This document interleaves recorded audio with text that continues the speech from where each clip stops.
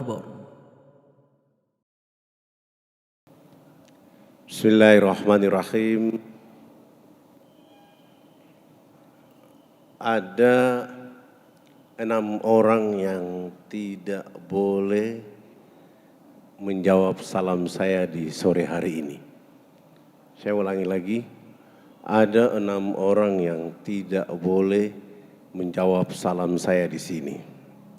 Yang pertama adalah orang gila, yang kedua orang tuli, yang ketiga orang yang sedang tidur, yang keempat orang bisu, yang kelima orang kafir, dan yang keenam adalah orang mati. Semoga 6 orang itu juga tidak ada di sini. Assalamualaikum warahmatullahi wabarakatuh.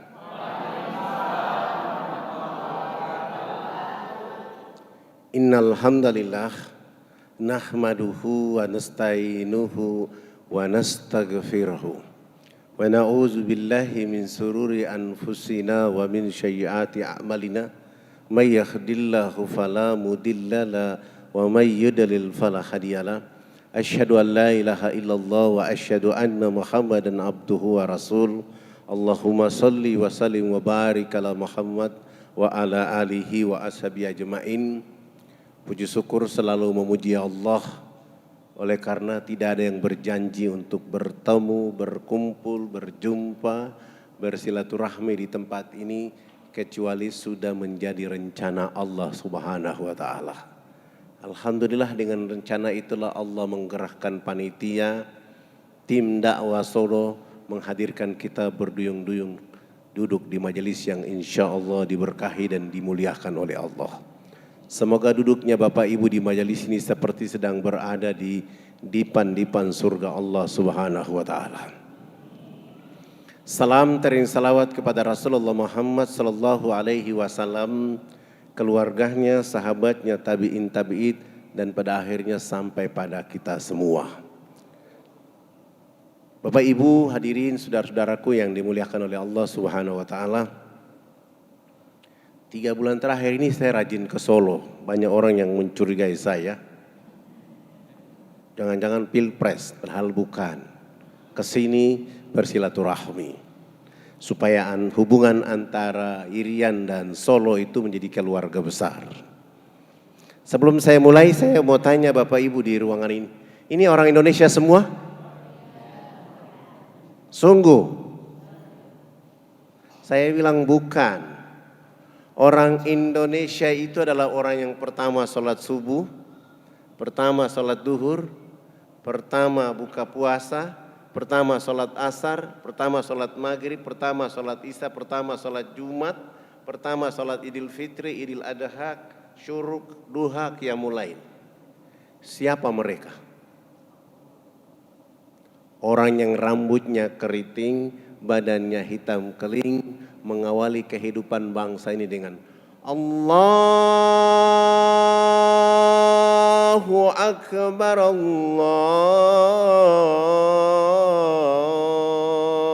Akbar. Indonesia Tengah masih tidur, Indonesia Barat masih tidur. Mereka yang menjaga republik ini dengan membesarkan nama Allah Subhanahu wa taala. Maka seandainya kalau tidak ada dakwah di sana, orang Indonesia Tengah, Indonesia Barat ditanya oleh Allah kelak di padang mahsyar. Oleh karena itu saudara-saudaraku, tidak ada ruang, tidak ada batas ruang, waktu, tempat kecuali kita bersama-sama menjaga agama di republik yang kita cintai ini. Ustadz Fadlan ini dulu bukan ustadz, sebenarnya bukan ustadz. Karena background sekolah Fadlan SD, SMP, SMA, S1, S2, S3 semua berbaunya ekonomi. Tidak ada hubungan dengan agama. Tapi karena merasa kewajiban dakwah itu penting, maka mengambil alih. Dulu tahun 78 saya hijrah dari Fakfak ke Makassar. Waktu itu rambut saya kayak pohon beringin. Sudah hitam keling keribo pula.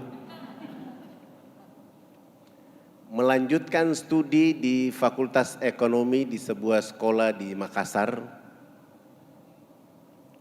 Waktu itu menumpang kapal barang karena belum ada kapal pelni. Naik kapal barang dari Fakfak ke Makassar itu 5 hari perjalanan. Begitu naik kapal, pengumuman dari petugas kapal bahwa setiap orang yang menumpang kapal ini diperbolehkan mandi 1 kali saja. Alasannya penampungan air di kapal terbatas. Sudah hitam, keling, suruh mandi 1 kali, suasananya bagaimana kira-kira? 5 hari kemudian tiba di Makassar, turun dari kapal, ketemu orang Bugis Makassar, Fadlan menyapa mereka dengan Assalamualaikum warahmatullahi wabarakatuh. Tidak ada satupun yang membalas salam Fadlan. Bahkan sebagian orang di pelabuhan mengatakan, masa orang Islam rambutnya kayak begini? Dari pelabuhan menuju ke tempat kos, subuh menuju ke masjid, perjalanan dari tempat kos ke masjid, berjumpa dengan ketua DKM. Ketua DKM dia lihat kulit, rambut dalam posisi seperti itu, langsung dia tanya, "Hei, kamu dari mana?" Saya jawab, "Saya dari Irian Jaya." Langsung beliau mempercepat langkah meninggalkan saya. Sampai di masjid, dia perintahkan pemuda-pemuda masjid mengawasi. Dia bilang, awasi orang yang datang itu. Saya tidak tahu. Begitu datang saya menyapa dengan salam, mereka juga tidak balas. Saya menuju tempat wudhu, ada 5 pemuda yang berdiri mengawasi saya di saat wudhu. Selesai wudhu, masuk tahiyatul masjid, mereka awasi. Azan subuh, saya berdiri qobliyah subuh, diawasi. Qomat, saya berdiri berjamaah, ada 2 pemuda yang badannya kekar, berdiri di kanan dan kiri saya. Itu terjadi bukan pada saat sholat subuh, duhur pun demikian, diawasi, asar, maghrib, isya. Selesai sholat isya, ketua DKM menyuruh ketua RT datang ke tempat kos. Assalamualaikum warahmatullahi wabarakatuh. Waalaikumsalam, ada apa Pak? Saya ketua RT di sini. Saya disuruh ke sini karena warga di sini 1 hari ini resah dan gelisah atas kehadiran Anda di sini. Kami belum pernah melihat orang hitam rambut kayak begini masuk ke masjid. Untuk itu, supaya meyakinkan saya sebagai ketua RT di sini, saya disuruh bawa Al-Quran. Tolong Anda baca Quran, nanti saya kasih tahu bahwa Anda Muslim. Saya mulai bilang sama Pak RT, kalau saya baca Al-Quran di sini, saksinya tidak kuat. Untuk itu saya minta kepada Pak RT, sebelum saya baca Quran, saya minta tolong Pak RT baca Quran terlebih dahulu. Alhamdulillah, ternyata ketua RT saya tidak bisa baca Quran. Saya langsung kasih tahu beliau bahwa besok subuh saya akan memimpin sholat subuh. Beliau kasih tahu ketua DKM, saya keluar cari tukang cukur rambut saya cukur rapi. Pagi-pagi besok saya ke masjid jadi imam. Alhamdulillah selama saya kuliah di sana tidak pernah beli makan dan minum. Orang rebutan untuk melayani saya makan. Persoalan berikutnya saya ke kampus, masalah lagi. Sampai di kampus di ruangan itu semua orang gagah, ganteng, cantik, sayalah yang mengotori ruangan itu. Sehingga teman-teman mencurigai saya dan bilang sama dosen mata kuliah agama Islam, segera usir orang ini, dia asal dari Irian Jaya. Saya tidak tahu, saya kebetulan duduk bagian tengah paling depan. Begitu dosen mata kuliah agama Islam dia masuk, menyapa kami dengan salam, selesai dia mengatakan, yang merasa tidak beragama Islam silakan keluar karena hari ini adalah mata kuliah agama Islam. Saya tidak mungkin keluar. Tiba-tiba beliau berdiri dan menghampiri saya dan mengusir saya dari ruangan itu. Keluar! Kamu kan orang dari Irian Jaya kan? Saya baru tahu itu adalah saya. Saya tidak keluar, tapi saya berdiri dan maju ke depan kelas. Saya bilang sama dosen, Sebelum saya keluar dari tempat ini, saya minta tolong Pak dosen dan teman-teman mahasiswa menjawab 3 pertanyaan saya. Apakah agama Islam itu hanya untuk orang Arab dan orang Bugis Makassar saja, ataukah agama Islam itu rahmat untuk seluruh alam semesta? Pertanyaan kedua, siapakah sahabat Nabi rambutnya keriting, badannya hitam keling, suaranya merdu? Yang ketiga, saya minta tolong kepada dosen, tolong bawa Quran keliling kami dalam ruangan ini. Saya ingin mendengar saudari saya yang cantik dan saudara saya yang ganteng membaca Al-Quran baru saya keluar.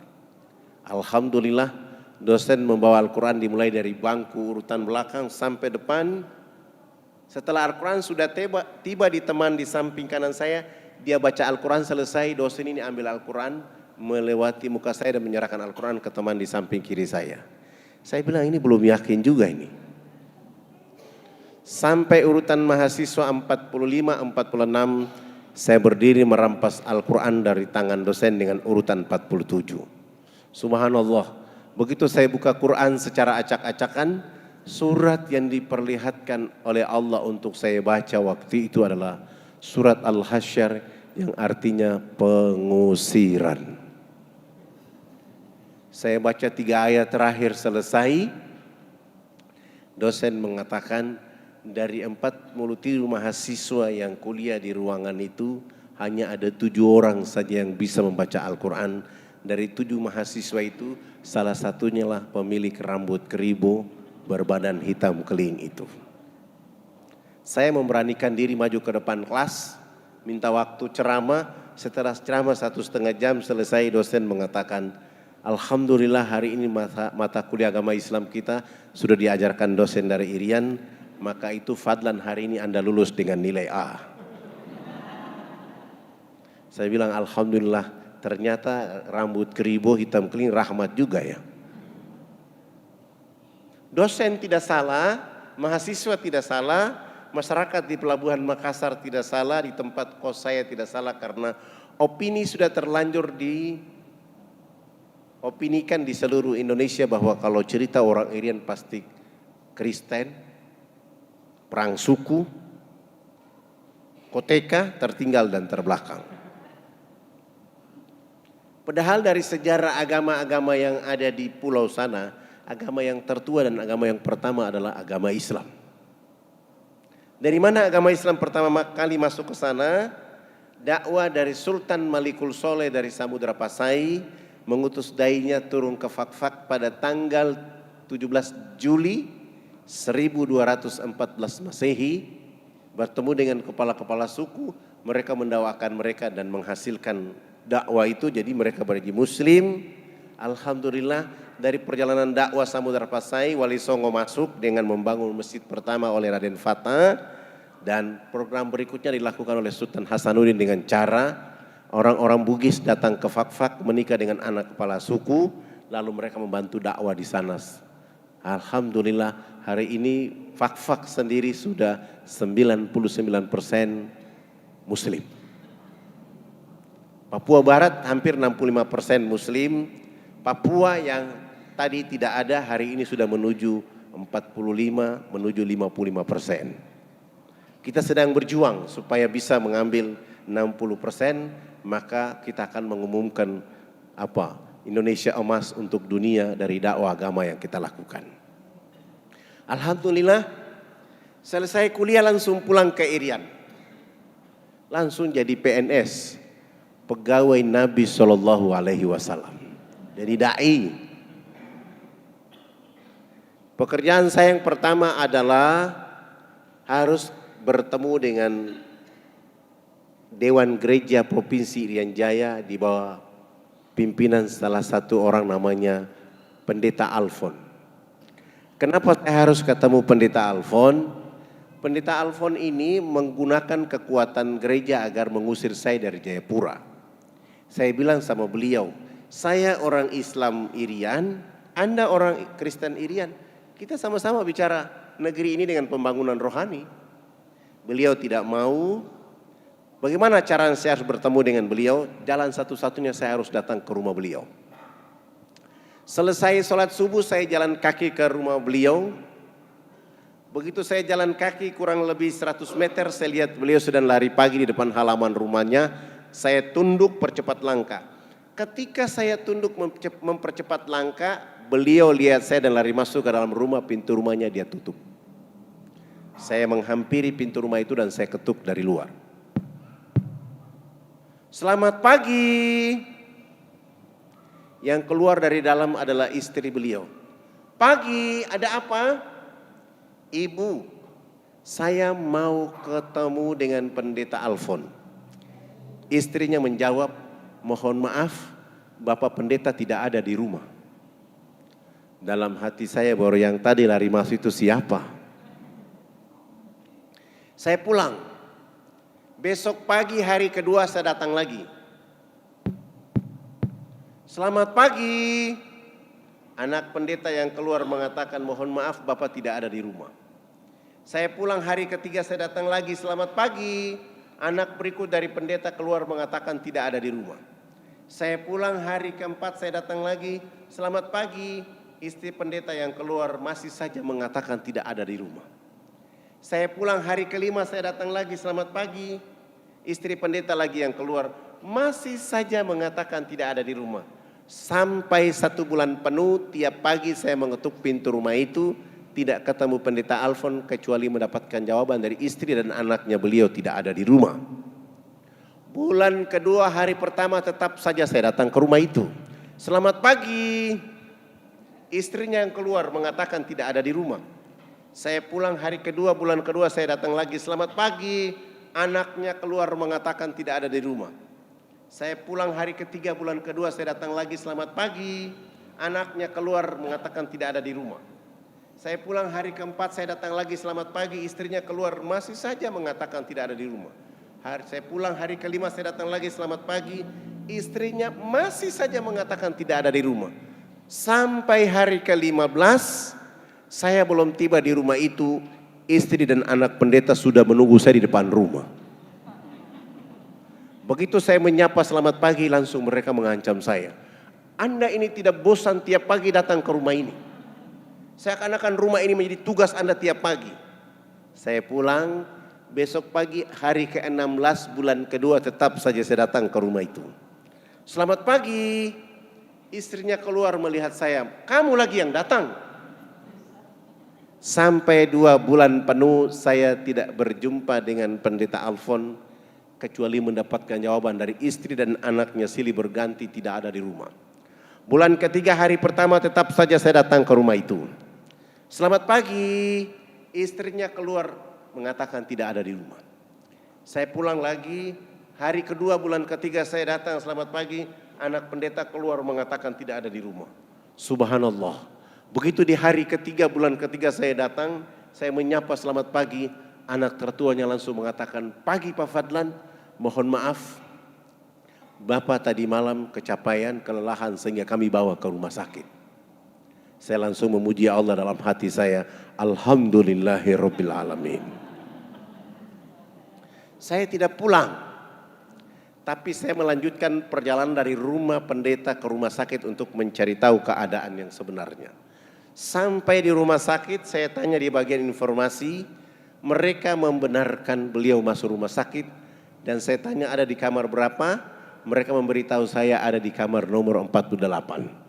Saya tidak langsung ke kamar itu, saya keluar dulu, ada orang jual buah-buahan di luar sana, saya beli, dibungkus seperti parcel, lalu saya bawa parcel ini menuju kamar nomor 48. Setiba saya di pintu kamar itu saya ketuk dari luar. Selamat pagi. Istrinya langsung menjawab dari dalam kamar, pagi silakan masuk. Rupanya dia tidak tahu kalau itu adalah saya. Begitu saya buka pintu pelan-pelan, saya angkat parcel, saya tutup wajah saya dan berjalan pelan-pelan. Saya lihat kaki istri pendeta lalu saya turunkan parcel. Selamat pagi Bunda. Dia tidak mungkin berbohong, saya sudah di dalam. Supaya dia tidak panik, saya mengatakan, saya dapat kabar bahwa abang jatuh sakit sehingga saya beli buah-buahan ini untuk beliau. Nanti kalau beliau bangun tidur sampaikan salam hormat bahwa tadi Fadlan dari sini. Begitu saya baru cerita dengan istrinya, Pendeta Alfon dari tempat tidur langsung menyapa saya. Selamat pagi Pak Fadlan. Saya tinggalkan istrinya, merapat ke tempat tidur salaman dengan beliau dan saya mengatakan, Abang Pendeta hari ini sungguh sangat luar biasa. Alhamdulillahirrabbilalamin. Saya dapat rahmat dari Allah karena saya sudah cari abang 2 bulan 3 hari. Sebenarnya abang tidak sakit. Tapi abang mendidik istri, anak hari-hari berbohong. Dan saya tidak yakin bahwa abang tidak ada di rumah. Tapi saya datang berulang-ulang kali, saya ingin cari tahu di mana kejujuran abang. Tapi abang tetap berbohong. Itulah yang menjadi penyakit supaya saya ketemu di rumah sakit ini. Di sisi lain abang di gereja bicara cinta kasih. Sementara istri dan anak diajarkan untuk berbohong. Kalau sembuh jangan mengulangi perbuatan buruk ini lagi.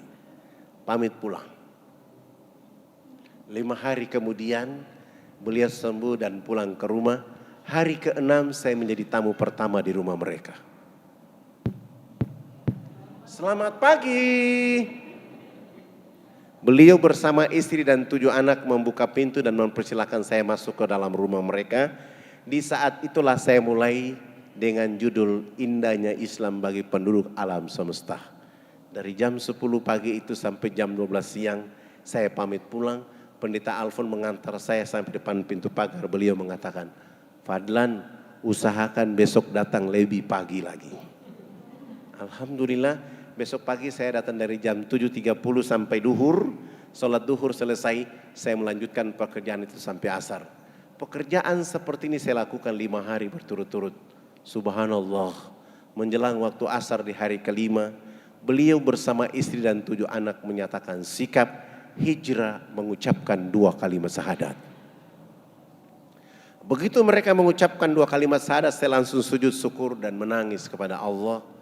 Dalam hati saya berteriak besar-besar di rumah itu dan saya mengatakan, seandainya saya angku dengan agama ini, begitu saya diusir saya tidak akan datang lagi ke rumah itu.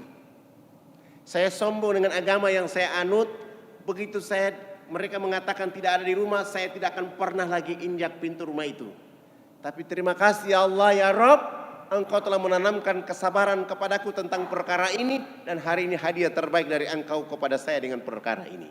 Alhamdulillah mereka mengucapkan 2 kalimat syahadat.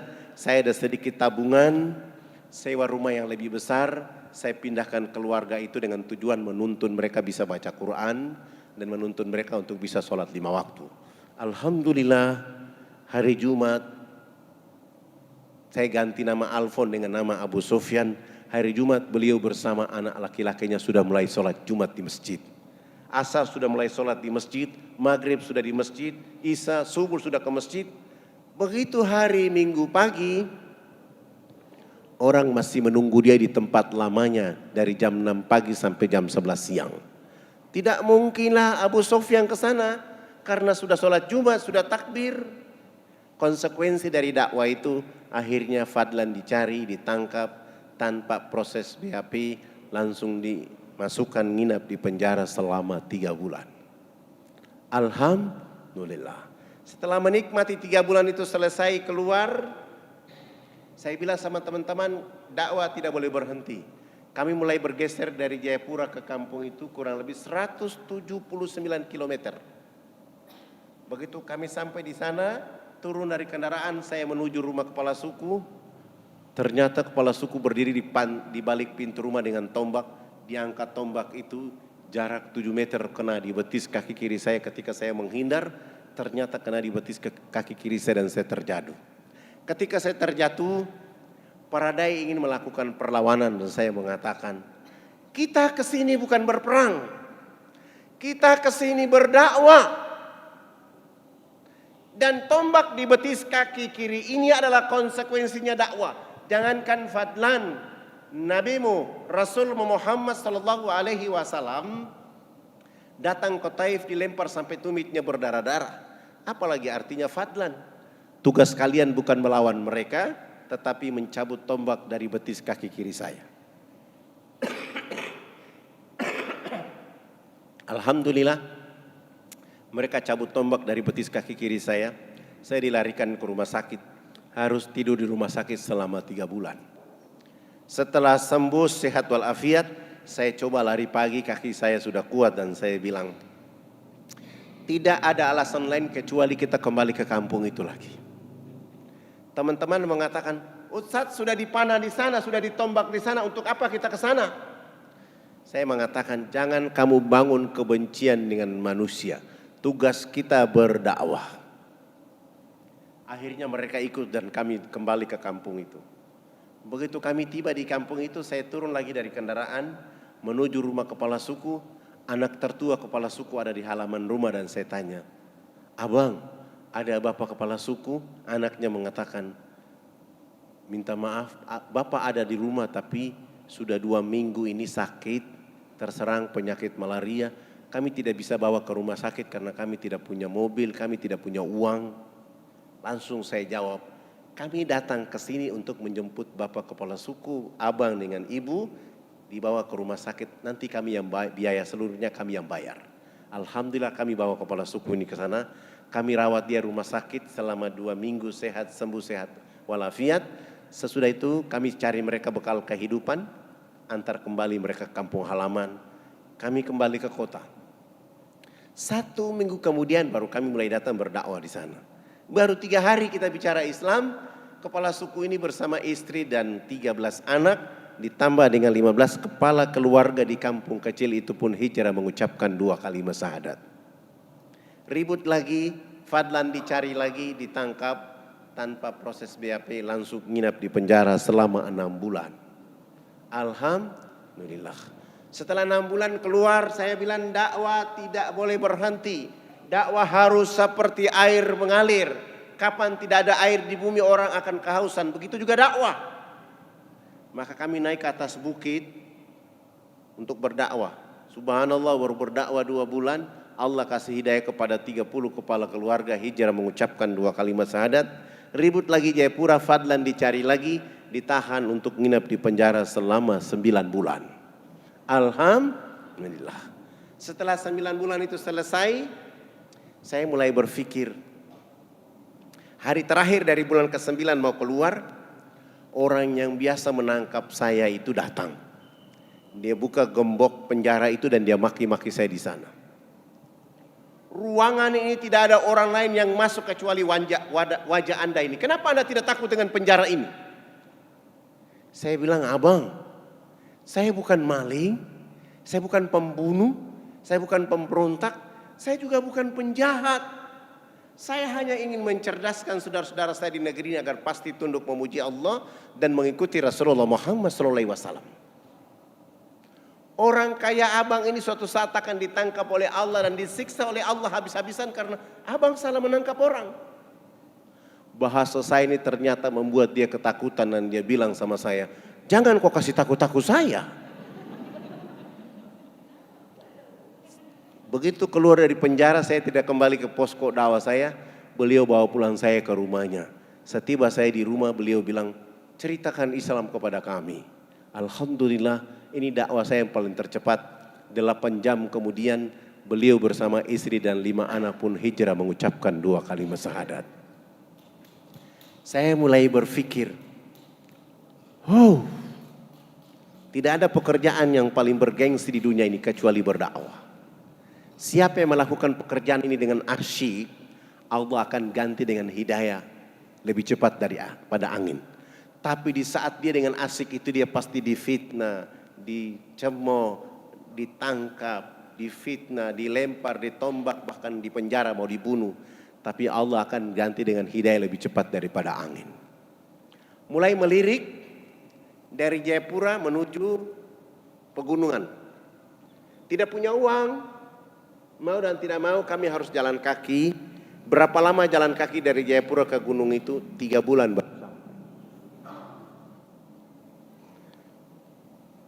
Kami mencoba untuk jalan kaki. Baru jalan kaki 1 bulan di jalan, teman-teman saya itu betis kaki kiri kanannya sudah bengkak. Mereka mulai tidak kuat mengangkat kaki kanan dan kaki kiri. Mereka bilang, kalau kita memaksa diri sampai ke lokasi, kita belum berdakwah, kita sudah dibunuh orang karena energi tenaga kita sudah habis. Akhirnya kami kembali ke Jayapura, 2 bulan tidak ada dakwah. Bagaimana caranya bisa sampai ke lokasi itu? Saya menghadap kepala desa, nama-nama kami semua saya ganti. Yang nama Zainuddin saya ganti dengan nama Paulus. Yang nama Zainal Abidin saya ganti dengan nama Markus. Yang nama Abu Bakar saya ganti dengan nama Adolf. Yang nama Fadlan saya ganti dengan nama Leo. Dengan cara ini baru kami bisa menumpang pesawat misionaris. Begitu kami beli tiket, kami semua diterima dengan KTP palsu itu. Besok pagi mau terbang, sore hari sudah menyiapkan modal sabun mandi 7 karton, sampo 7 karton, odol sikat gigi 7 karton, dan pakaian layak pakai 7 karung. Mencoba untuk memulai dakwah. Alhamdulillah 45 menit kemudian pagi hari itu kami terbang, tiba di lokasi. Kami disambut oleh saudara-saudara kami di sana, tapi sayang mereka semua dalam keadaan tidak berbusana, kecuali menggunakan cawat. Cawat itu bahasa kerennya koteka. Ketika melihat kondisi ini saya mulai bilang, kalau begitu 1 minggu pertama kita tidak berdakwah. Kita melakukan interaksi sosial dengan mereka, pendekatan dengan mereka. Begitu bermain dengan mereka, sudah akrab dengan mereka, sudah dekat dengan mereka, lalu saya tanya, kenapa sampai Bapak Ibu di sini berpakaian seperti ini? Disitulah saudara-saudara kita menjawab, kami dilarang tidak boleh pakai pakaian karena baju yang kami pakai ini menjadi pakaian termahal di dunia atas nama kebudayaan. Sudah pakai pakaian koteka seperti itu, mereka juga dilarang tidak boleh mandi. Boleh mandi tapi hanya melulurkan tubuh badan mereka dengan minyak atau lemak babi. Berdiri jarak 500 meter dari arah mata angin kita yang hancur. Bau ya tidak enak. Sudah dalam keadaan tertinggal, terbelakang, bau badan seperti itu. Orang asing bawa minuman keras masuk ke pedalaman. Kasih minum saudara-saudara kita di sana, mereka minum, mereka mabuk. Ada yang teler tidur di bawah pohon, ada yang di pinggir jalan. Ada ibu-ibu kita yang melahirkan di sana seperti binatang yang beranak di bawah pohon. Begitu bayinya keluar untuk memutuskan plasenta dengan bayi, mereka pakai ujung batu yang tajam. Sesudah itu ibu manusia dilarang untuk menyusui anaknya dengan air susu di sebelah kanan. Dia hanya boleh menete anak kandung dengan air susu di sebelah kiri. Sementara air susu di sebelah kanan dipakai untuk menyusui anak babi.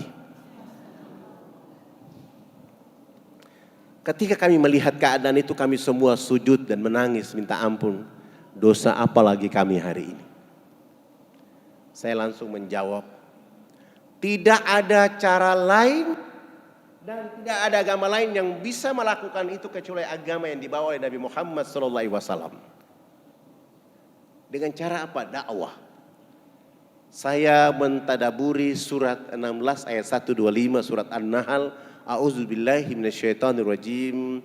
Ud'u ila sabili rabbika bil hikmah wal mau'izatil hasanah wajadilhum billati hi ahsan. Minggu kedua dakwah dimulai.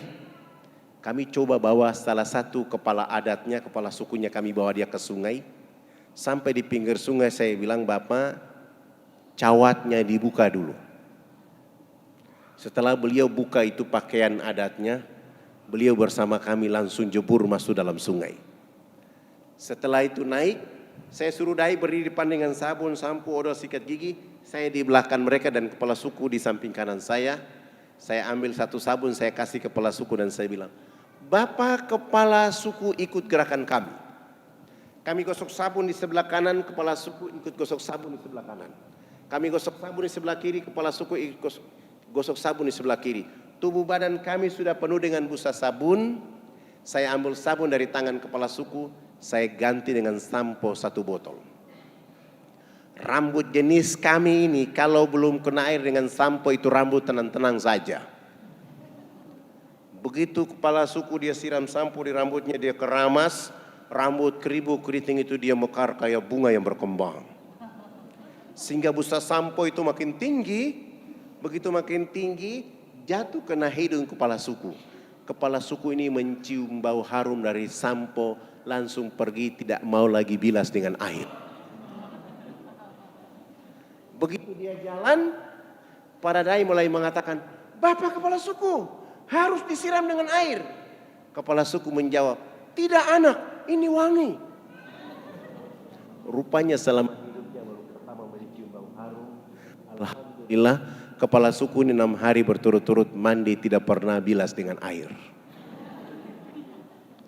Di hari ke-6 bersama kami kembali jebur ke dalam sungai, naik sama-sama gosok sabun sampo. Kami yang lain kembali jebur dalam sungai untuk bilas.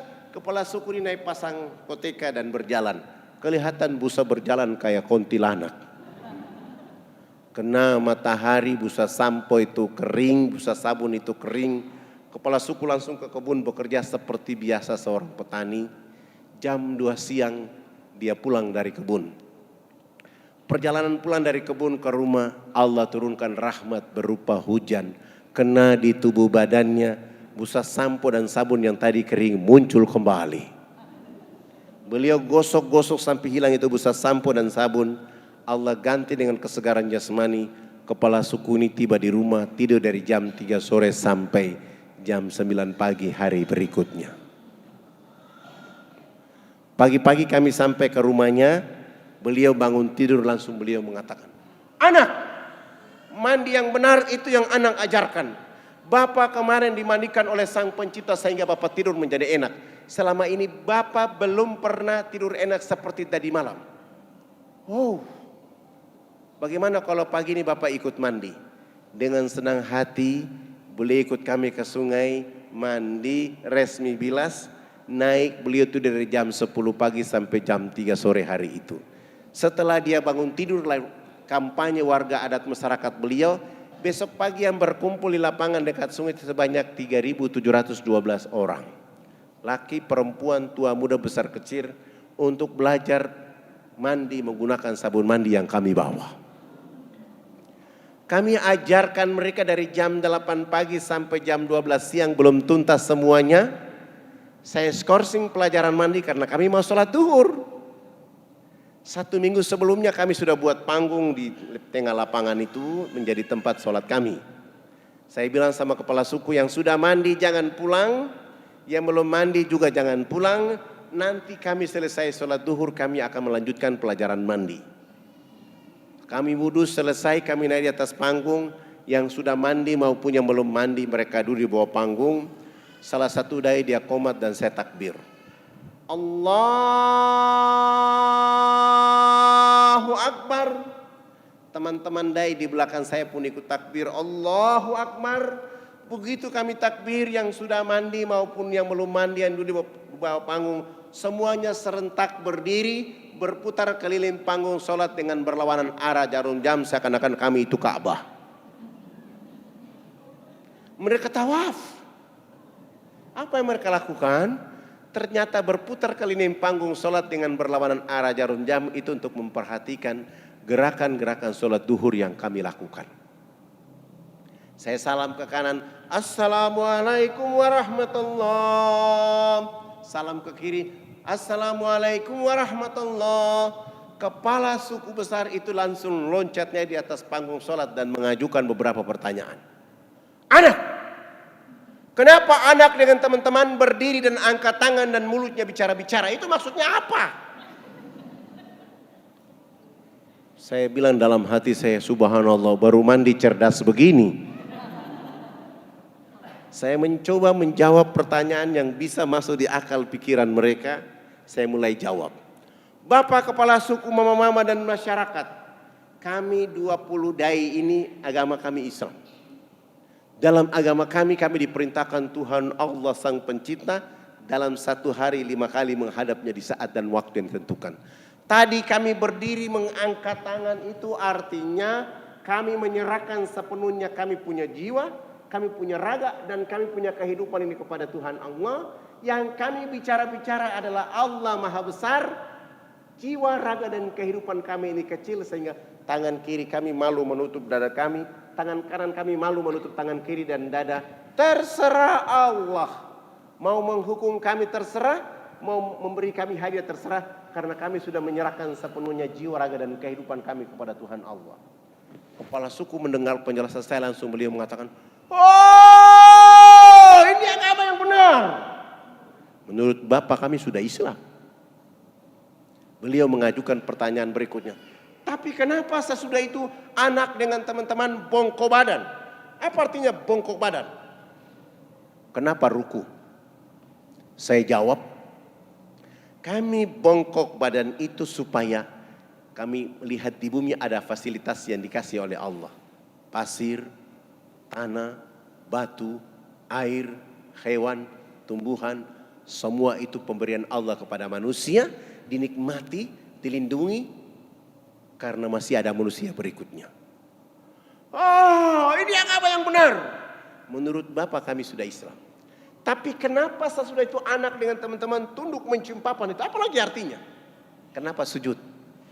Saya jawab, kami tunduk mencium papan pertanda kami menangis atas dosa kejahatan yang kami lakukan di bumi, sehingga kami merendahkan kepala kami minta ampun.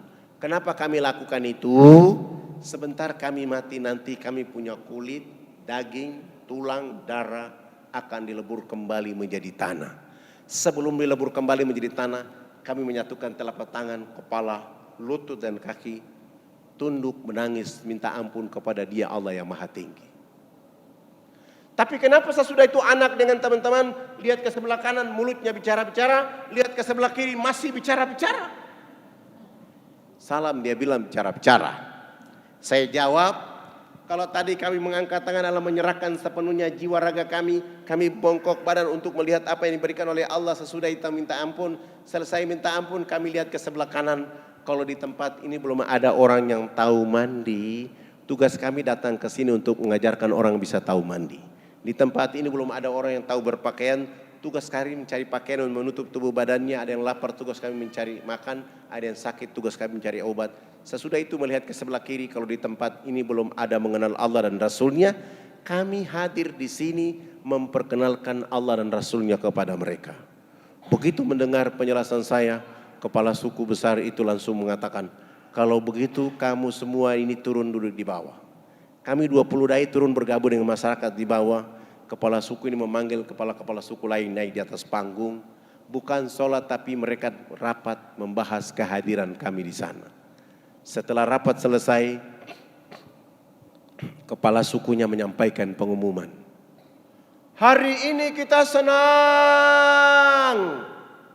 karena anak-anak ini sudah datang mengajarkan agama yang benar. Dalam rapat adat kami sepakat bahwa kita semua masuk ke dalam agama anak-anak ini.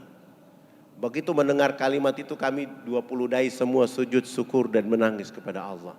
Malu karena tidak bawa apa-apa kecuali sabun, sampo, sikat gigi dan pakaian apa adanya untuk mereka.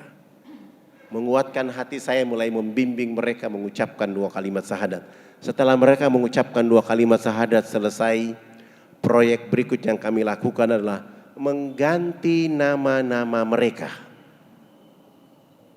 Yang nama Paulus kami ganti nama dengan Abdul Halim, Abdul Hakim, Zainal Abidin, Musa, Ibrahim, Abu Bakar, Abdul Rahim. Dan itu nama-nama yang paling cocok jika orang Irian masuk Islam. Sangat lucu kalau dia masuk Islam, badannya hitam, rambutnya keriting, dipanggil Suroso. Gak cocok. Atau dia masuk Islam, rambutnya keriting, badannya hitam, ini dipanggil Kang Asep. Tidak cocok. Tapi Zainal Abidin, Abdul Muthalib, nama-nama itu yang cocok untuk mereka. Setelah mengganti nama mereka, proyek berikut yang kami lakukan untuk mereka adalah melaksanakan hitanan massal mulai dari umur 7 bulan sampai umur 63 tahun. Alhamdulillah kami dibantu oleh guru, sahabat, teman, kawan, orang tua kami, Kolonel Dr. Mulya Tarmizi dari Angkatan Laut, bawa tentara, polisi, kita bawa ke atas menghitan saudara-saudara kita di sana. Begitu dalam proses hitanan, Beliau bilang sama saya, harus kita kasih tahu Pak Harto biar pembangunan di sini dipercepat. Saya bilang saya tidak ada akses ke Pak Harto. Kalau Tuan Guru punya akses silakan. Langsung beliau bikin fax di fax. Pak Harto bilang silakan bawa tua-tua adat dan kepala suku menghadap saya. Subhanallah, kepala-kepala suku ini sudah pakai celana panjang, pakai kemeja, bahkan sudah pakai jas. Tapi belum bisa pakai sepatu.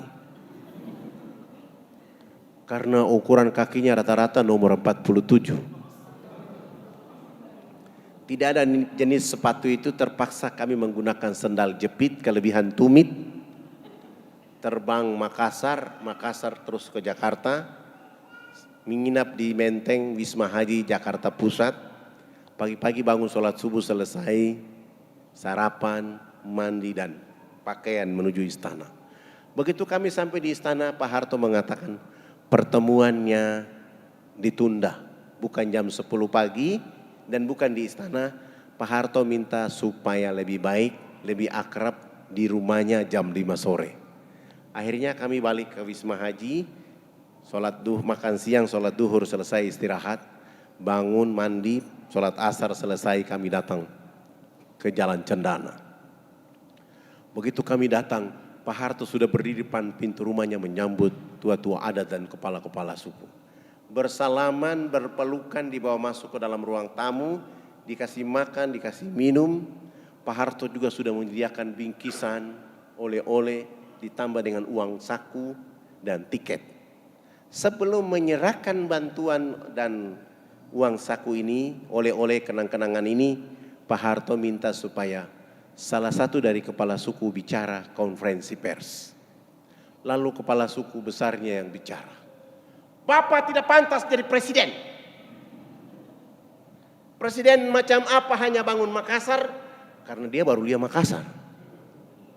Presiden macam apa baru hanya bangun Jakarta? Karena dia baru lihat Jakarta. Pemilu nanti saya akan bicara supaya Haji Muhammad Soeharto jangan lagi dipilih jadi presiden. Pak Harto ini bicara, kepala suku ini bicara pakai bahasa daerah, Pak Harto juga tidak tahu. Tapi raut wajah Pak Harto tidak ada prasangka buruk, senyum, bahagia. Dan Pak Harto minta tolong diterjemahkan. Tidak mungkinlah saya menerjemahkan seperti itu. Itu tidak mungkin. Tapi saya mengambil makna dari apa yang dimau oleh kepala suku, lalu saya bilang sama Pak Harto, Bapak Presiden yang terhormat, hari ini kepala-kepala suku sungguh bahagia bisa bertemu dengan Bapak Presiden. Dan kepala suku besar tadi mengatakan Haji Muhammad Soeharto layak jadi Bapak Pembangunan Nasional. Dengan cara inilah Pak Harto langsung menelpon Menteri Agama, kepala-kepala suku tidak berangkatkan haji pada tahun itu juga. Dan Pak Harto minta kepada Menteri Agama setiap tahun orang-orang kepala suku ini yang masuk Islam melalui jalur AFKN, melalui jalur saya, mereka minimal 50 sampai 75 orang harus berangkat haji. Pak Harto juga menelpon Menteri Sosial, kami dibantu 917 unit rumah layak huni dengan program ABRI masuk desa. Dan Pak Harto juga menyumbang 1000 karung pakaian, 600 karton sabun, 600 karton sampo, 600 karton odol sikat gigi. Dan Pak Harto juga menyumbang 28 masjid. Dan dakwah dari Jakarta ke kampung sana tidak boleh menggunakan kapal laut, tapi menggunakan kapal pesawat Hercules dari Halim Perdana Kusumo dibawa ke sana. Anak-anak yang sudah syahadat dibawa keluar sekolah di Muhammadiyah Yogyakarta, Muhammadiyah Solo, Muhammadiyah Malang, Muhammadiyah Jakarta. Alhamdulillah Pak Harto sudah tidak ada, tetapi bukti dakwah dan menjaga NKRI-nya terbangun dari bawah ke atas, sehingga orang-orang di sana mulai merasakan bagaimana nilai setelah Pak Harto sudah tidak ada di bumi hari ini. Ini mungkin dari awal cerita. Ada yang mau bertanya, saya persilahkan. Atau ada pemuda-pemuda di sini yang belum menikah, angkat tangan. Ini sudah menikah semua. Antum sudah menikah? Angkat tangan lah. Yang belum menikah. Yang belum menikah ini saya sarankan, janganlah antum menikah wanita Solo, rugi.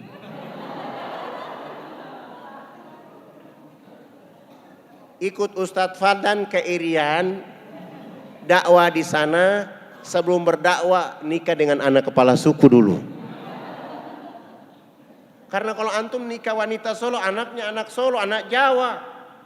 Tapi kalau antum menikah anak kepala suku di Irian, itulah anak Indonesia. Itu ahwat-ahwat yang masih bujang di sini juga, jangan nikah dengan mereka. Lapor dirimu kepada Ustadz Fadlan, nanti Ustadz Fadlan stok dari sana yang laki-laki, anak kepala suku menikah dengan mereka. Supaya kekuatan Solo, Irian jadi kekuatan besar. Sehingga keturunanmu yang akan mengatakan kepada Indonesia Tengah, Indonesia Barat bahwa wahai nenek, mas, kakek yang ada di Indonesia Tengah, Indonesia Barat, kami yang menjaga republik ini dari timur Indonesia.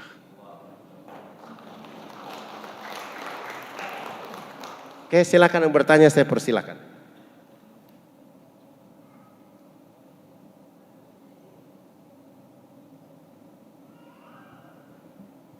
Assalamualaikum Ustadz Fadlan, saya mau bertanya. Namanya siapa dulu? Nama saya, gimana? Iya, saya Solo asli. Kebetulan saya jendus.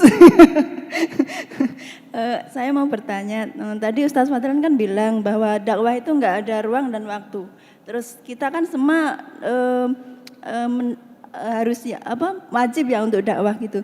Terus apa yang harus kami lakukan untuk dakwah tersebut? Misalkan kan nggak ada ruang dan waktu. Di sana-sana kan masih banyak yang belum tersentuh dakwah gitu loh. Itu terus apa yang harus kita lakukan gitu loh, Tat? Biar nanti kita nggak dituntut Allah, gimana kamu kok nggak dakwah gitu. Makasih. Yang pertama yang harus dipahami oleh kita bahwa warisan terbaik dari Nabi Shallallahu Alaihi Wasallam adalah dakwah. Kalau dakwah tidak maksimal, maka kita tidak bisa menemukan titik kemenangan. Dakwah tidak maksimal, maka kita tidak akan menemukan titik kebangkitan.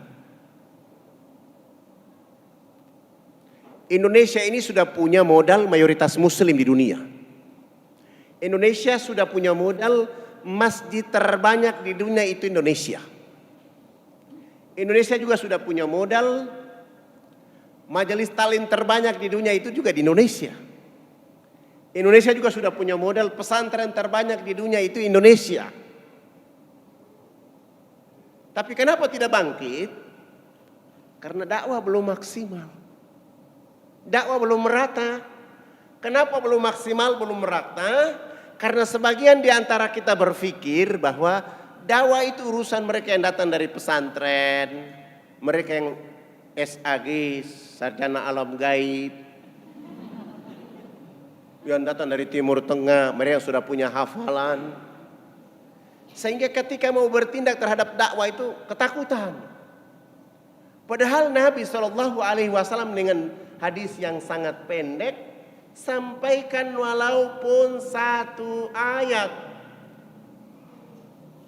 Makna sampaikan walaupun satu ayat itu artinya semua orang bertanggung jawab menyampaikan pesan dakwah ini kepada siapa saja. Dan dakwah itu kepada dua kelompok. Pertama yang paling utama kepada orang kafir.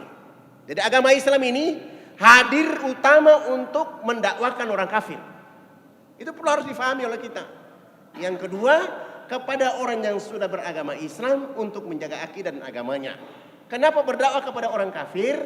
Supaya jangan mereka dipanggil dengan kata kafir. Jangan.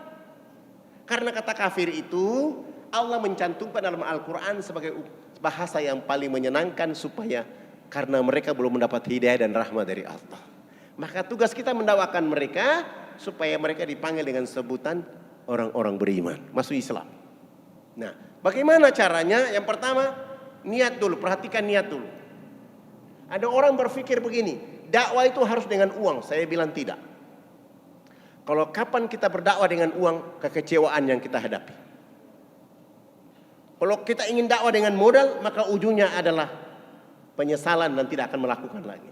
Bukan. Lihat mimpi besar Nabi SAW yang digambarkan oleh Allah dalam surat At-Taubah ayat 128. Anitum harithum alaikum. Menginginkan seluruh penduduk bumi ini bahagia, selamat bersama Allah Subhanahu wa ta'ala. Tugas kita itu. menyelamatkan semua orang untuk mendapatkan rahmat kebahagiaan dengan Allah Subhanahu wa taala. Dan tidak ada kebahagiaan paling terbaik kecuali dengan Allah. Maka tugas kita menyampaikan dakwah kepada mereka dengan ilmu yang kita miliki, tugas kita mendesak kepada mereka. Tetapi wahai saudara-saudaraku, kalau kita tidak punya ilmu, Nabi mengajarkan kepada kita modal paling besar setelah niat adalah milikilah akhlak yang terbaik dalam hidup. Itu kekuatan dakwah kita. Sekarang saya tanya antum, kalau bicara akhlak saya tanya antum. Ya bapak-bapak, yang ibu-ibu. Antum ada maling, ini andaikan ini satu kompleks. Ini satu kompleks. Maling datang ke rumahmu, dia masuk ke dalam rumah ambil emas istrimu 40 gram, uang 35 juta. Dia sudah ambil. Dia mau keluar ketahuan oleh warga. Akhirnya warga ribut. Warga sudah siap dengan balok, dengan kayu, dengan bensin untuk bakar dia. Kira-kira apa yang antum lakukan terhadap maling ini? Ada yang bantu saya bisa?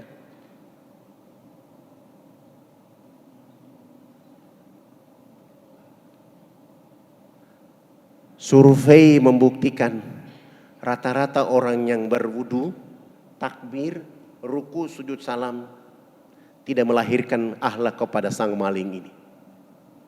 Pasti dia dipukul, dia diancam, dia dilaporkan ke polisi, bahkan dibakar. Padahal esensi maling itu datang kalau kita dengan dakwah kepada dirinya, dia akan bertobat selama-lamanya. Kita sebagai orang yang punya emas dicuri, sebagai suami yang punya istri emasnya dicuri, tampil di tengah-tengah warga yang sedang berdiri dengan tombak, dengan panah, dengan segala macam, dengan palu-palu, dengan segala macam semua. Katakan kepada mereka, hei saudara-saudaraku, istirahat kalian keluar semua. Ini adalah tamu saya. Setelah mereka pergi, bawa maling ke ruang tamu, suruh istri siapkan makanan dan minuman yang enak untuk dia makan. Di saat dia makan minum bilang sama dia, karena antum datang ke sini tidak memberitahu saya, sehingga ala kadarnya saya siapkan. Lain kali antum ke sini 3 hari sebelum datang kasih tahu, saya akan masak ayam 1 ekor untuk dirimu sendiri. Sesudah itu antar dia keluar.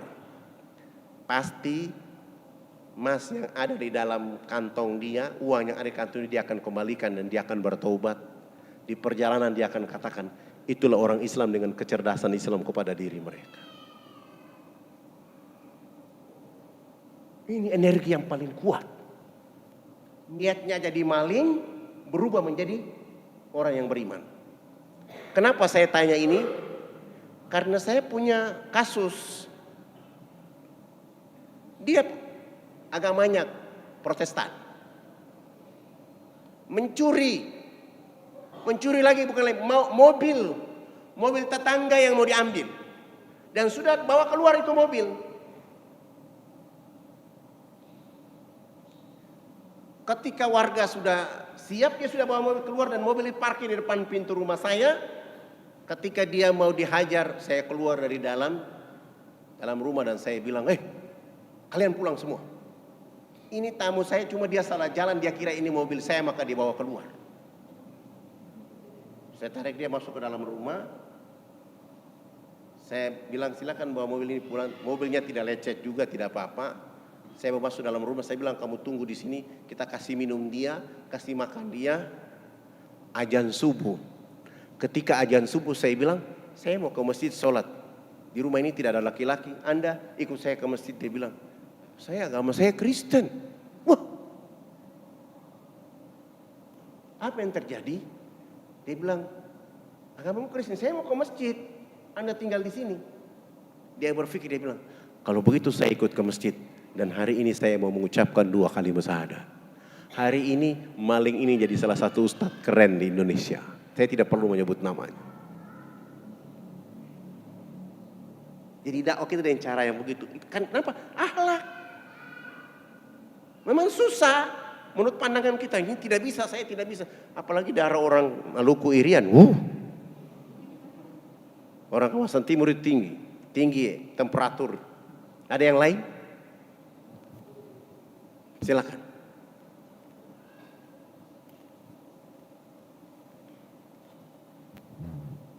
Assalamualaikum warahmatullahi wabarakatuh. Waalaikumsalam warahmatullahi wabarakatuh. Saya cuman pengen tanya gini aja Ustaz.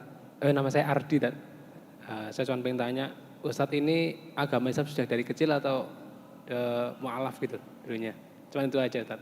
Terus misalkan apa namanya dari kecil masuk Islam, apa keluarga-keluarganya juga semuanya Islam gitu aja. Terima kasih. Assalamualaikum warahmatullahi wabarakatuh. Waalaikumsalam warahmatullahi wabarakatuh. Ustadz Fadlan ini sejak Sultan Malikul Soleh berdakwah ke sana, uyutnya Ustadz Fadlan sudah muslim saat itu. Ayah saya seorang guru agama dan kami belajar Islam lebih banyak kepada beliau. Ditambah lagi hijrah ke Makassar. Dari Makassar juga datang ke Jawa Timur, ke Ponorogo, ketemu beberapa guru untuk terus menambah ilmu. Ya ditambah-tambah pergi ke Timur Tengah, ditambah-tambah sedikit, itu menjadi modal. Dan kami lakukan itu terus sampai hari ini. Saya sudah wakafkan diri saya dan keluarga saya untuk pekerjaan ini. Dan saya menganggap itu paling damai, paling asik. Karena saya juga sudah ditawarkan berkali-kali jadi anggota partai. Ada yang sudah transfer uang ke rekening antar mobil dengan catatan keluar bicara dakwah lewat partai. Saya bilang enggak, tidak asik kalau saya di partai karena ada aturan di partai. Itu sudah saya hadapi setiap musim pemilu. Ini tahun kelima dari pemilu saya selalu berhadapan dengan itu. Saya menghindar. Biarlah seperti dai sehingga saya bisa ketemu dengan masyarakat. Dan saya sudah ditawarkan jadi gubernur berapa kali, saya juga tidak mau. Kepala-kepala adat sudah minta, saya harus masuk, enggak. Saya mengambil keputusan ini karena satu hal yang harus saya kerja hari ini. Salah satu kepala suku beliau sudah meninggal dunia, beliau bilang begini. Indonesia itu makmur, sejahtera. Palestina itu merdeka, cuma satu hal yang dilakukan oleh orang di Indonesia. Perbanyak rusa di Irian. Ini kepala suku bicaranya, analoginya tinggi. Kalau mau Indonesia merdeka, Indonesia adil makmur, kalau mau Indonesia adil makmur, Palestina itu merdeka, perbanyak rusa di Irian. Maksudnya perbanyak Islam di Irian. Kalau orang Irian sudah Islam semua, titik kesejahteraan itu akan didapatkan di Indonesia dan semangat Palestina merdeka itu akan dimiliki oleh Palestina. Karena saudara yang tadi kritik Muslim itu akan jadi wacana dalam Republik Indonesia dan Palestina untuk berdiri bahwa kami adalah pembela agama Allah Subhanahu wa taala. Dan saya sungguh yakin itu. Nanti mungkin lain kali saya minta panitia, kalau saya bicara pakai slide supaya akan saya tunjukkan kenapa kepala suku ini bicara begitu. Saya lihat dalam surat 67 ayat 34, Allah bilang lihat alam semesta ini, lihat sekali, dua kali, tiga kali, kau tidak ketemu apa-apa kecuali sesuatu yang hampa. Sebuah rahasia Allah di balik itu, dalam bahasa tadabbur bahwa di balik hikmah ayat-ayat Allah itu rahasia, energi hidup untuk menjaga dakwah dan agama ini di Indonesia yang terbaik. Ada yang lain?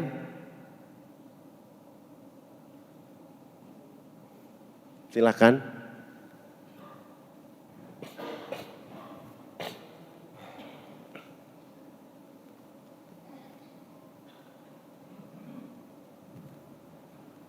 Wah, ini yang mau ke Irian ya.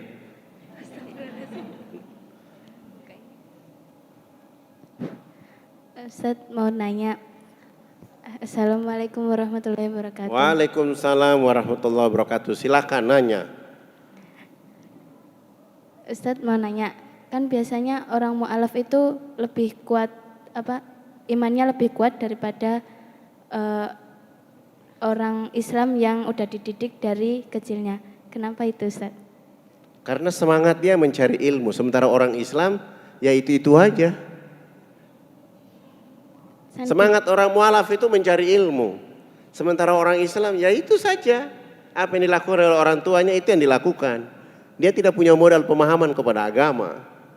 Sehingga kenapa mualaf itu lebih kuat, lebih dahsyat bicaranya, lebih energi, karena dia sudah merasakan bahwa yang pernah dilakukan itu salah, maka peluang memperbaiki dirinya dengan menambah ilmu Islam. Orang Islam sendiri belajar bahasa agama juga setengah-setengah. Kenapa? Karena orang Islam sendiri tidak merasakan indahnya dakwah. Coba saya tanya antum, apakah pernah di lingkungan dekat masjid ini atau di masjid di tempat antum tinggal, pernah kalian selesai sholat subuh, sholat duhur, sholat asar, sholat maghrib, sholat isya, setiap selesai sholat ketua-ketua RT berdiri pintu rumah, pintu masjid masing-masing, absen warga yang masuk ke masjid? Nggak ada. Padahal rukun negara Republik Indonesia ini Qul huwallahu ahad, ketuhanan yang Maha Esa. Nah, kalau ada ayat yang menjabarkan, ada aturan yang menjabarkan berkaitan dengan undang-undang ayat ketuhanan yang Maha Esa, maka setiap warga negara terutama ketua RT berhak mendakwakan warga mereka di lingkungan mereka yang seagama dengan mereka supaya mereka mampu menjaga agama. Itu enggak ada penjabaran ayat itu. Seakan-akan dipamerkan ketuhanan yang Maha Esa, sesudah itu dilanggar lagi sampai hari ini. Padahal perlu penjelasan apa makna ketuhanan yang Maha Esa itu. Nah, jawabannya dijawab oleh lagu Indonesia Raya. Bangunlah jiwanya, bangunlah badannya, baru dapat Indonesia Raya. Nah, bagaimana dilakukan mendapatkan Indonesia Raya? Cuma dua. Satu, jiwa harus dihidupkan dengan agama ini. Yang ketiga, badannya harus dirawat dengan kesehatan yang baik, makanan yang halal, thayyib, mubarakah. Baru kita bisa menemukan Indonesia Raya. Bukan jalan tol. Bukan. Kalau bangun jalan tol, kasihan saudaraku yang ada di gunung sana tidak bisa naik jalan tol. Maka bagaimana kita bisa menemukan Indonesia Raya? Apakah orang di kota yang menemukan itu? Tidak. Indonesia Raya harus dimiliki oleh seluruh anak Indonesia dari kampung sampai ke kota, kota kembali ke kampung. Bagaimana caranya? Jiwa mereka hidup. Nah, jiwa yang hidup itu artinya dakwah harus dilakukan dengan baik. Masih SMA atau sudah kuliah? SMA. Gunakan kekuatan dakwah di SMA supaya teman-teman itu dapat mengerti agama ini dengan baik. Kalau belum, belajar kepada guru-guru yang ada di Solo, dan gudang ilmu itu ada di Solo. Datang ke tuan guru besar Ustadz Muin, minta ilmu ke sana, lalu pergi berdakwah di SMA. Dakwah gurunya juga. Karena banyak guru yang juga tidak mengerti Islam, sekedar bunyi saja. Dakwah ke mereka, inilah yang kurang di Republik ini. Padahal tujuan kita menjaga Republik ini kalau dakwah itu hidup. Saya punya pemahaman begini. Kalau dakwah ini sudah hidup dengan energi Islam yang kuat, kita akan melihat kemakmuran yang datang dari seluruh arah dari Allah. Dan orang-orang Jawa, orang Irian, orang Sulawesi, mereka bertemu itu bukan karena kecantikan, ganteng, gagah, bukan. Tapi mereka bertemu karena Allah Subhanahu wa Ta'ala. Kita ingin lihat suasana bagaimana Bilal bin Rabah bisa menikah dengan wanita yang cantik sekali. Itu terjadi di Indonesia Raya. Bagaimana orang Irian bisa menikah dengan wanita soleha dari Solo. Dan bagaimana laki-laki Solo bisa menikah dengan wanita bidadari yang datang dari Irian. Anaknya akan tampil baik. Walaupun nanti malam pertama suaminya ketakutan, itu urusan kedua.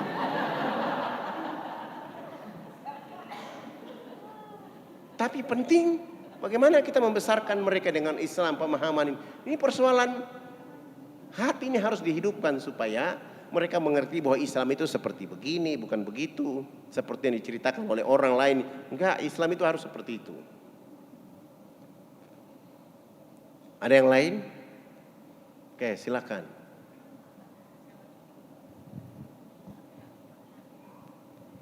Assalamualaikum warahmatullahi wabarakatuh. Waalaikumsalam warahmatullahi wabarakatuh. Perkenalkan, nama saya Silviana. Saya ingin bertanya sesuatu, Ustadz. Jadi saya ini adalah seorang mu'alaf. Alhamdulillah. Saya ingin bertanya, bagaimana cara saya ini sebagai anak berdakwah pada kedua orang tua saya? Karena saya berharap suatu saat nanti orang tua saya bisa masuk Islam, Ustadz, seperti itu.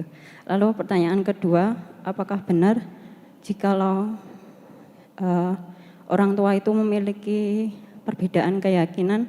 Karena orang tua saya kan masih Kristen, itu kalau sudah meninggal apakah anaknya itu tidak bisa mendoakan seperti itu, Ustadz? Terima kasih. Wassalamualaikum kasih. warahmatullahi wabarakatuh. Assalamualaikum warahmatullahi wabarakatuh. Mbak sebagai seorang mualaf harus berdalam agama, belajar semua agama, belajar semua ilmu dari para guru. Yang kedua, setelah mempelajari Islam harus kuat menghadapi ayah ibu, mendakwakan mereka walaupun mereka janji dengan harta, dengan iming-iming segala macam semua, tetapkan hati dalam Islam. Dan apakah orang tua yang sudah meninggal dalam keadaan Kristen didoakan? Enggak sampai. Doa enggak diterima. Kecuali dia masih hidup, dan itu tugas umat Islam mendoakan seluruh orang kafir supaya mendapatkan hidayah dari Allah, termasuk kepada ayah dan ibumu. Kalau dia masih hidup, doakan dia supaya dapat hidayah dari Allah. Kapan mulainya? Di saat berdakwah dengan mereka, sampaikan hidayah itu, sampaikan Islam kepada mereka dan berdoa supaya mereka dapat hidayah. Saya kasih satu kasus begini. Ada anak SMP, dia orang Ambon, bapaknya itu dedenggot pembangunan gereja di Indonesia.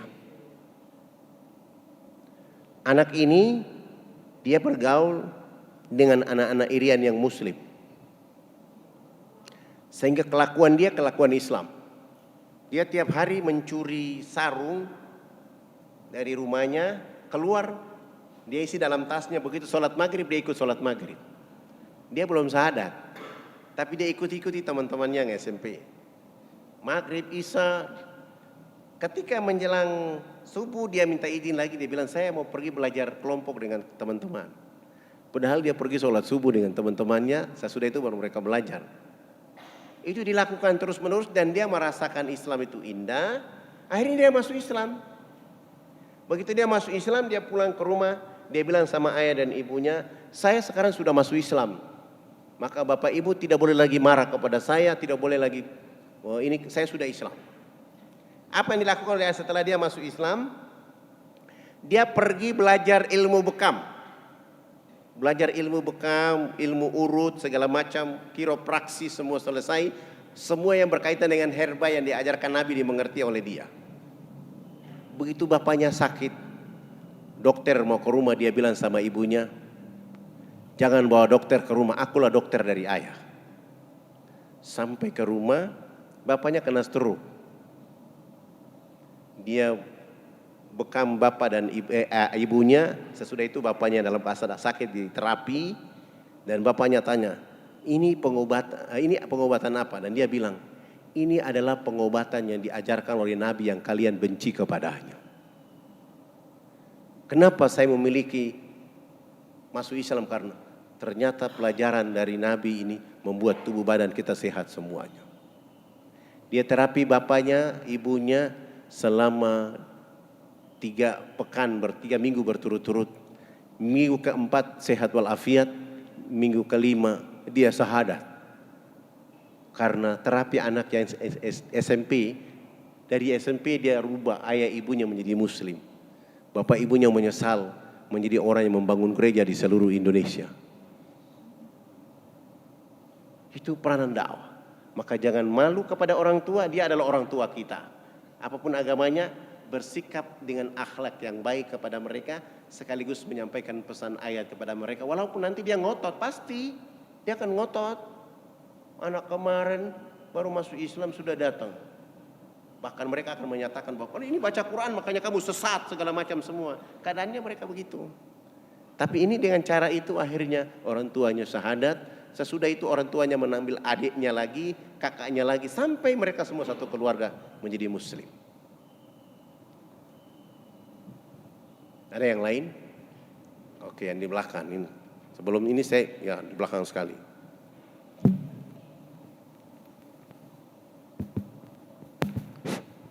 Assalamualaikum warahmatullahi wabarakatuh. Waalaikumsalam warahmatullahi wabarakatuh. Nama saya Wiono. Ustadz, saya mau tanya, tadi Ustadz sempat menyinggung masalah partai politik. Karena ini sebentar lagi kita mau ada pemilu. Saya mau tanya, bagaimana pandangan Ustadz tentang capres dan cawapres tahun ini? Terus politik.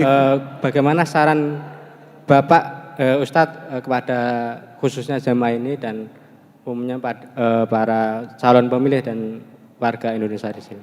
Terima kasih. Assalamualaikum warahmatullahi wabarakatuh. Waalaikumsalam warahmatullahi wabarakatuh. Perlu saya jelaskan, Jokowi itu orang Indonesia dari Solo.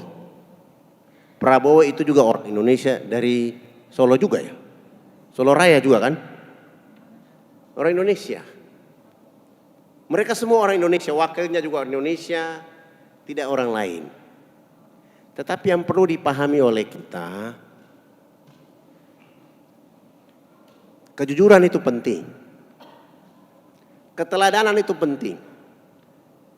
Kejujuran itu adalah topik terbaik jadi pemimpin. Dan Nabi sudah mengajarkan kepada kita menjadi pemimpin ini cuma 4 hal saja. Sidik, amanah, tablik, fatona. 4 itu. Nah, Bapak Ibu tinggal melihat siapa di antara mereka berdua itu. Yang amanah, yang fatona, yang jujur. Nah, karena ini pertanyaan capres itu, supaya kisi-kisi ini saya berikan kepada seluruh orang Islam di Republik ini. Kenapa Allah menyuruh pemerintah negara menetapkan tanggal 17 April 2019. Saya lihat Al-Quran itu ayat Allah paling spektakuler. Iqra bismi rabbikal ladzi khalaq.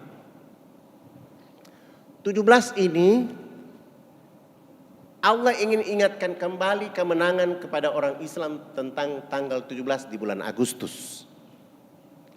Allah ingin mengulangi tanggal kemenangan itu kepada orang Islam di tanggal 17 April. Kenapa? Tanggal 17 ini adalah tanggal orang yang biasa menuju kemenangan. Hayalal falah, mereka yang satu hari 17 kali menghadap Allah. 17 rakaat. Di sana ada angka 4. Oh, angka 4 itu di sana ada Abu Bakar, ada Umar, ada Utsman, ada Ali, ada Syafi'i, ada Maliki, ada Hambaliyah, ada Hanafi, ada Hajar Aswad, ada Irak, ada Yamani, ada Samsi, ada Yamani. Udah. Terus di sana ada 20, 19. 20 itu sifat Allah, mulai dari wujud, kidam, baka sampai. Terus di sana ada angka 19. Nabi bersabda, memulailah kalian dengan sebuah pekerjaan dengan kata Bismillahirrahmanirrahim. Huruf hijaiyah itu angkanya 19. Billah.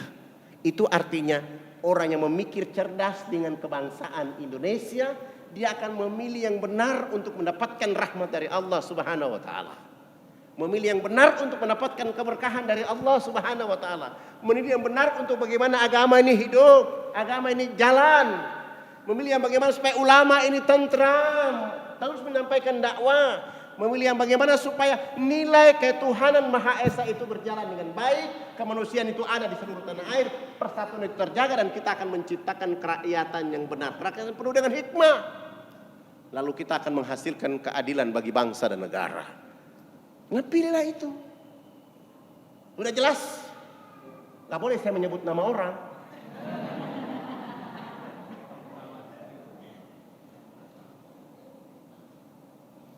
Tinggal Bapak yang punya pikiran. Kalau Bapak tidak berpikir cerdas, berarti Bapak kelompok khatamallahu ala qulubihim. Harus cerdas itu. Maka wanita yang pakai jilbab harus pilih yang cerdas supaya jilbabnya cahaya. Laki-laki yang pakai baju koko harus memilih yang cerdas supaya menghasilkan yang keberkahan. Dan Allah ingin ulangi kemenangan itu kepada orang Indonesia supaya mereka memikirkan manusia Indonesia menuju ketaatan yang benar dengan analisa permasalahan yang sudah Allah kasih kita kepada lalu. Dari tahun 2014, permasalahan apa yang terjadi kepada agama? Permasalahan apa yang terjadi dengan umat? permasalahan apa yang terjadi dengan bangsa, permasalahan apa yang terjadi, itu menjadi analisa untuk menentukan tanggal 17 itu. Maka saya menyebut hayya 'alal falah, 17 adalah hari kemenangan. Gitu. Siapa yang memberi kemenangan itu? Allah sudah sengaja memberi isyarat kemenangan, tinggal umat Islam yang mau mengambil kemenangan ini atau tidak. Maka siapa yang ketika dia tidak tahu rahasia kemenangan ini, dia ingin mempersulit kemenangan ini, Allah akan persulit dia untuk mendapatkan kemenangan itu. Yuriduna liyutfi'u nurallahi biafwahihim wallahu mutimmu nurihi walau karihal kafir. Surat 9 ayat 32 dan surat 61 ayat 8. Orang berusaha untuk memadamkan cahaya agama Allah dengan mulut mereka. Facebook, mulut mereka ini ditafsirkan, ditadabur Facebook, apalagi internet, Instagram, WhatsApp, hoak, pangkat, televisi, partai, kekuasaan. Wallahu mutimmu nurihi walau karihal kafirun. Allah tidak menghendaki itu. Bahkan Allah tetap menyempurnakan cahaya ini walaupun orang kafir tidak menyukainya. Tapi bagaimana dengan orang Islam? Kalau ini menjadi ibadah menyelamatkan semua orang, jadikan tanggal 17 itu menjadi tanggal mengabdi kepada Allah. Saya ingin negara ini aman, saya pilih orang atas nama ini, nomor-nomor sekian. Demi Allah dengan nama engkau, saya masuk ke kotak ini, bismillahirrahmanirrahim. Bila perlu berbuat janji dengan orang-orang yang di TPS. Siapa yang mencurangi suara saya, siapa yang menghilangkan suara saya, siapa yang mengotori suara saya, dia akan dilaknat oleh Allah. Karena tugas saya memilih untuk menyelamatkan seluruh masyarakat Indonesia. Untuk tenang beribadah dan beriman kepada Allah. Dan ini hak saya menjadi warga negara, lakukan itu. Maka dengan rahasia tadi, Bapak Ibu silahkan memilih. Ya, kalau saya menentukan nanti ada Bawaslu di sini kita tidak tahu. Iya, karena saya pernah ada kasus, saya ceramah di Kuningan. Saya bilang sama jamaah yang hadir kurang lebih 2.000 orang. Saya bilang begini, kaki ayam, berapa kaki ayam? Saya bikin begini. Ternyata MC-nya Bawaslu. MC-nya detak saya, dia bilang, Pak Ustadz saya ketua Bawaslu di sini. Oh, saya cuma bilang ayam itu kakinya berapa?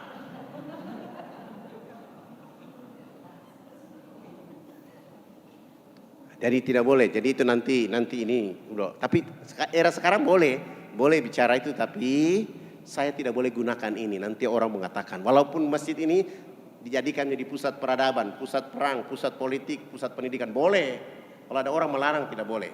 Tapi kita sebagai orang Islam yang beretika tidak boleh. Karena tadi saya bilang mereka dua ini orang Indonesia. Tinggal kita yang dengan kecerdasan, bagaimana memilih yang cerdas itu. Apalagi milenia ini, pilihlah yang cerdas. Antum akan makin cerdas. Ya, jangan tanya politik lagi, nggak enak.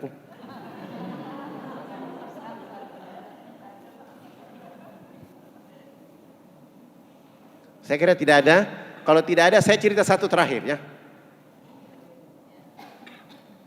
Ini berkaitan dengan yang akhwat dan ikhwan.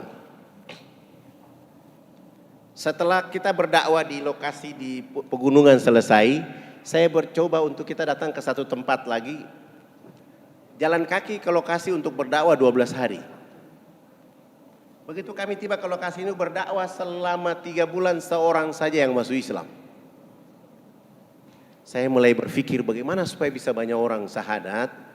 Saya turun dari gunung jalan 12 hari, terus naik kapal ke Surabaya, menghadap pengurus masjid di Sunan Ampel Surabaya. Saya minta tolong bantu saya pakaian layak pakai, sabun, sampo, odol sikat gigi. 2 bulan kemudian terkumpul 600 karung. 200 karton sabun, sampo, odol sikat gigi, dan beberapa bantuan lain saya bawa. Besok mau berangkat, ada alumni dari IAIN Sunan Ampel, tinggi orangnya, putih, cerdas, namanya Firman. Dia bilang begini sama saya, bolehkah saya ikut dakwah di Irian?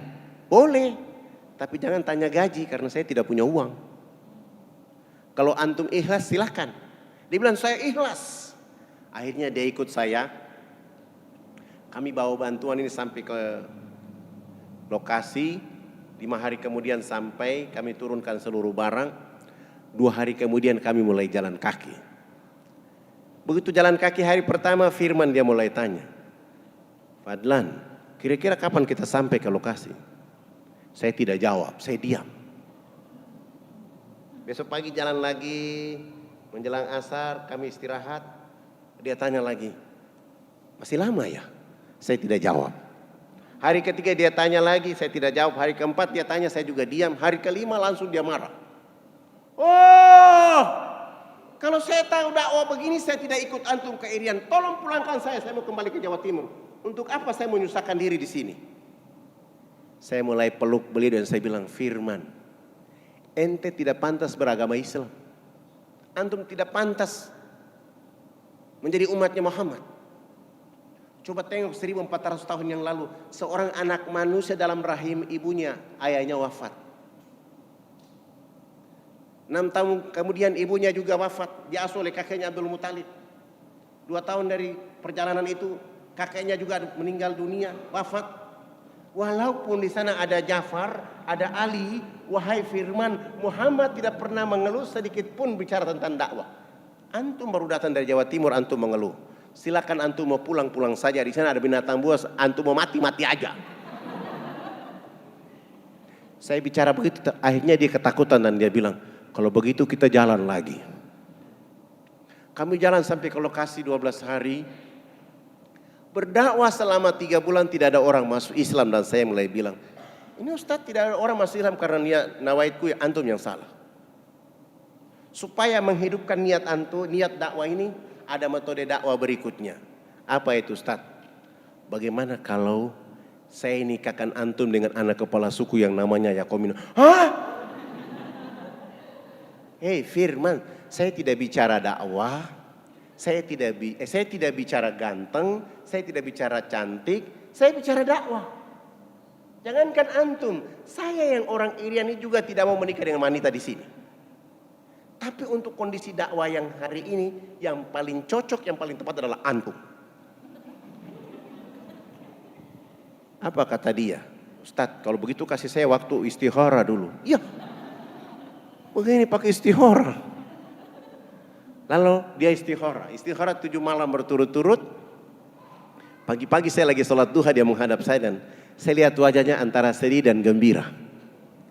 Bagaimana lagi Ustadz wajah antum seperti masih pagi, sudah sedih-sedih begini?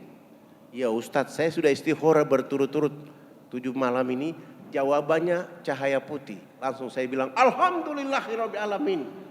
Berarti antum wajib menikah anak kepala suku. Bagaimana cara nikahnya Ustadz? Saya juga tahu caranya. Tidak mungkin kita nikahkan antum di sini. Saya lapor di kepala suku, ini perempuan kami tutup auratnya, kami bawa dia jalan kaki ke kota, tunggu kapal dari Jayapura, kami bawa dia naik kapal laut menuju Jawa Timur. Sampai di Jawa Timur, perempuan yang nama Yakomina ini masuk Islam, kami ganti nama dia dengan Khadijah. Dia tinggal selama 3 tahun 6 bulan di Mojokerto, ngaji masuk salon, ngaji masuk salon, ngaji masuk salon, menghabiskan biaya salon 23.775.000. Rambut kribo itu kami rebonding kasih lurus. Yang tadi ada lemak-lemak itu kami lulur menjadi hitam manis. Begitu dia pakai gamis, jilbab bergo, baru Firman bicara. Ustadz, kenapa? Itu orang Irian dipoles kayak orang Yaman ya. Dulu ente tidak mau, sekarang baru memuji. Kira-kira kapan akad nikah? Alhamdulillah 5 hari kemudian Ustadz Firman menikah dengan Khadijah. 3 tahun 6 bulan dia ada di Mojokerto itu bisa hafal juz 28, 29, 30 dan 112 hadis dan dia sudah bisa ceramah. Saya bilang ini modal ini. Akad nikah selesai, saya bilang haram hukumnya 2 pasangan ini tinggal di sini. Karena ulama ustadz di sini banyak. Tugas saya bawa laki-laki ini dan perempuan bawa pulang. Dibawa sampai ke sana, saya mulai berpikir, Kalau kita jalan kaki 12 hari, keringat ini membuat perempuan kembali ke habitatnya.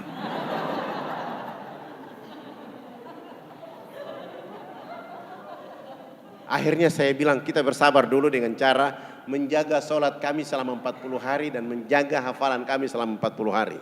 Subhanallah, teman-teman tentara mau terbang ke lokasi, saya lapor dan kami bisa ikut. Besok mau terbang, sore hari itu saya bilang sama suaminya, yang besok berdakwah bukan saya, bukan antum, tapi istri antum. Supaya dakwah ini hidup, istri antum besok pakai jilbab putih, gamis putih, sepatu, kaos kaki putih. Pagi-pagi saya lihat begini, Khadijah sudah putih-putih. Kami naik pesawat, terbang sampai ke lokasi, tidak ada airport di sana. Kami dilepas pakai jaring, satu persatu turun. Saya bilang sama petugas Hercules, penumpang yang terakhir turun perempuan ini. Ini minyak wangi, begitu dia injak di tangga jaring ini, tolong disiram minyak wangi ini. Begitu dia turun, perjalanan turun ke bawah, angin dari baling-baling itu berputar, anginnya kena di bajunya, melambai. Orang dari bawah kampung berteriak, malaikat datang di kampung. Orang belum pernah lihat perempuan pakaian seperti itu. Begitu dia turun, semua orang dari kampung itu berkumpul semua, lalu dia ceramah. Dia pakai bahasa mereka. Saya bisa bicara seperti begini. Saya bisa pakai pakaian seperti ini. 3 tahun 6 bulan saya ke negeri mereka mengajarkan saya tentang kehidupan dan peradaban. Dan hari ini saya tidak boleh tinggal di sana, saya harus bawa contoh peradaban untuk kita di sini hidup. Agar ayah, ibu, keluarga di sini berubah, supaya benar-benar menikmati apa yang dikasih oleh Allah Sang Pencipta di tempat ini. Dia ceramah 1,5 jam, satu perempuan berdiri mengatakan, "Hei Yakomina, kami bersedia masuk Islam, tetapi kami juga cantik seperti kau."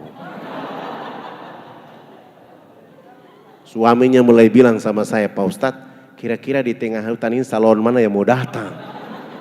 Urusan salon urusan saya, bukan urusan antum. Yang penting mereka sudah ada niat. Kami tinggal kira-kira 1 minggu kemudian, saya mulai turun dengan beberapa teman, menunggu kapal dan saya ke Makassar. Kampanye dari masjid ke masjid, dapat uang 35 juta. 15 juta saya mulai pergi belanja beras kencur, alat dulur, rebonding. Saya belanja semua itu. Saya cari salon mana yang bisa kita pakai. Ada kelompok Wardah, saya bilang 3 bulan 10 juta ya, saya tidak punya uang. Ini dakwah. Akhirnya mereka mau, jangan pakai celana panjang kecuali pakai jilbab. Kami bawa mereka, dengan uang sisa itu kami sampai ke lokasi.